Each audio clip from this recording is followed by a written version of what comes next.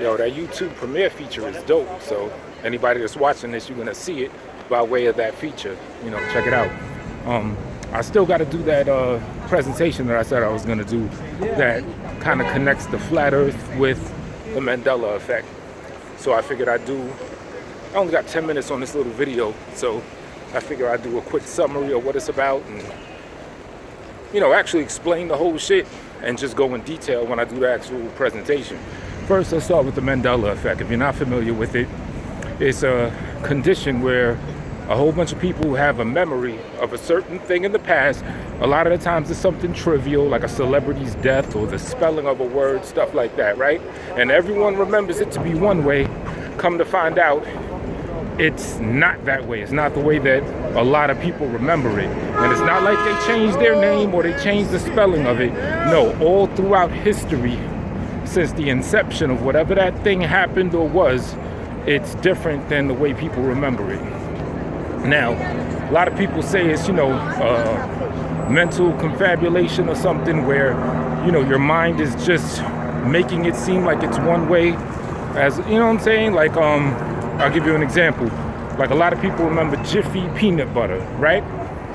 In this reality that we're in, there was never a such thing as Jiffy peanut butter. It's always just been Jif, J-I-F, never Jiffy peanut butter. Why do people remember it as Jiffy?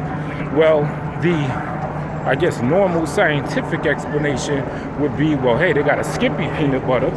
Skippy sounds like Jiffy. There's also a Jiffy Lube, no homo, and there's like a Jiffy baking product or something.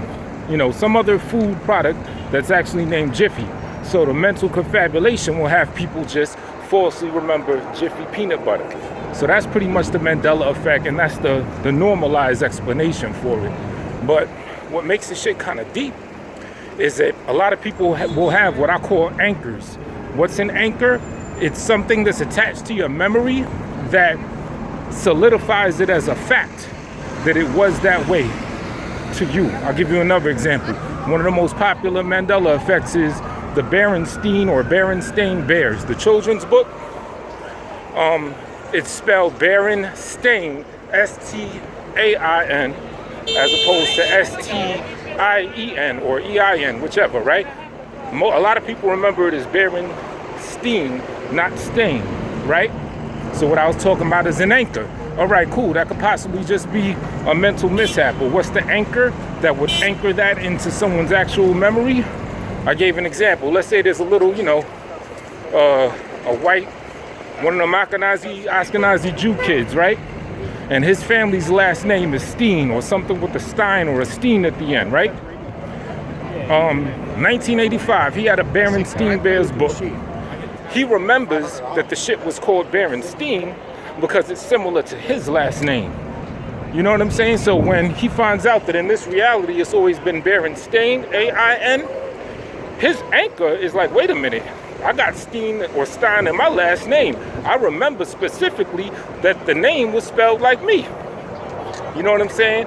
Another thing with the Mandela effect that gives it a bit of credence also, credo and shit, is it's another thing called flip-flops.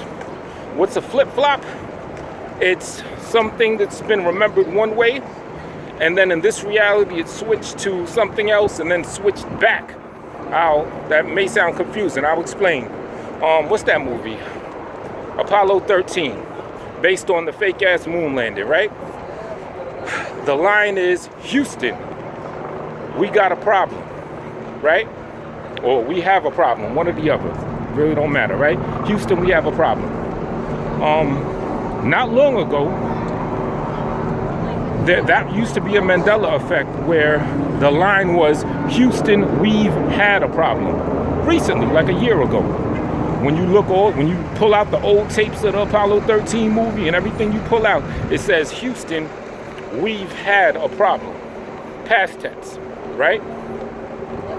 So then at that time, people was thinking that was just a memory mishap. Oh, you remember and we got a problem, because in the actual fake ass moon mission, he said we got a problem, but it's always been we've had a problem, right?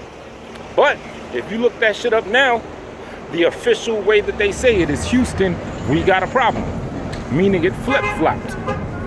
Now the thing that gives that a lot more credibility is that Mandela effect has something way more recent than 1990 or whenever that movie came out.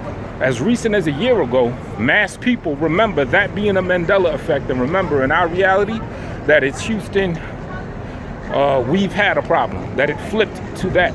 You know what I'm saying? So flip-flops and anchors. I'll go more in detail about that Mandela effect and shit when I do the presentation.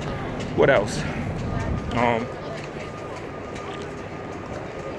So that's that. And granted, this presentation I'm gonna do, we're gonna be having, it's gonna be like having fun. We're gonna take a lot of liberties into the Twilight Zone.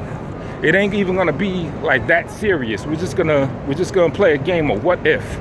You know what I'm saying? We're gonna go into what if we live in a simulated universe, even though there's science that backs it up. However, that just may be the nature. Simulation universe just may always be the nature of our reality. You know what I'm saying? And when we find computers and transistors and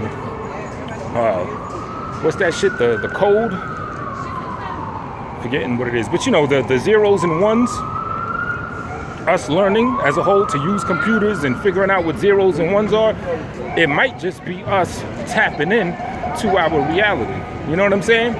To the point where, yeah, we might live in a simulated universe, but it ain't really nothing spooky, because that's just the nature of reality, and we're just finding that with the computers, like the chicken or the egg or whatever.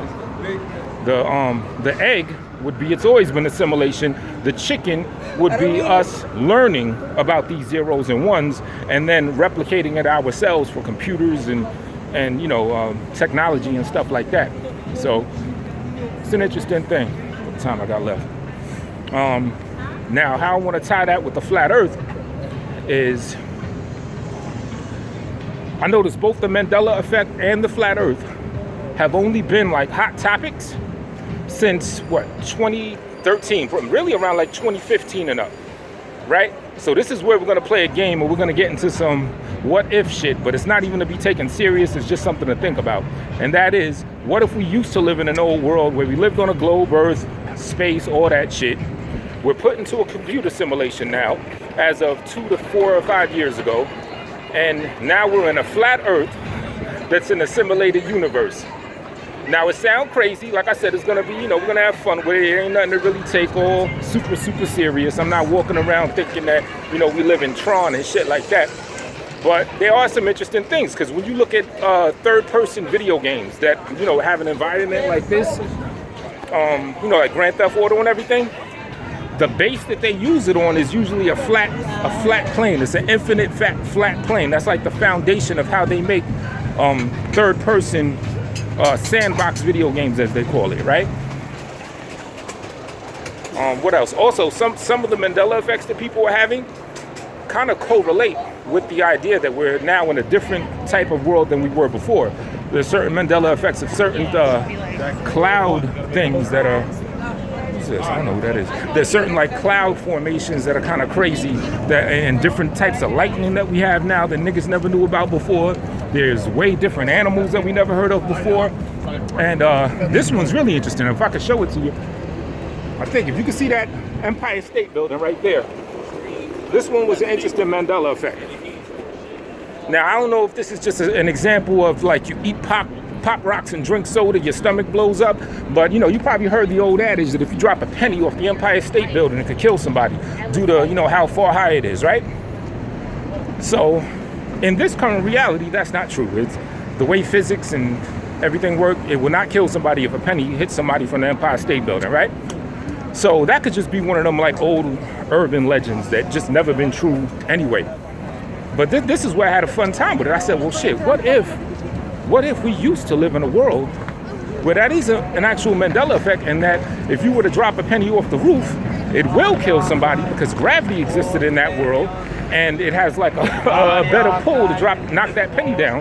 But now we live on a flat plane, so gravity doesn't exist in this world, and you know what I'm saying? So it's something I'm playing with, and there's a lot of other little examples that I want to get into when I do the little video, and you know what I'm saying? So it's definitely going to be some tinfoil hat shit. Pardon me, I'm sorry. It's definitely going to be some tinfoil hat shit. So, you know, but nothing to take super seriously. Trust me, I ain't going nuts. I'm hard body with the flat Earth, but this one we're just going to have fun, entertaining, some interesting.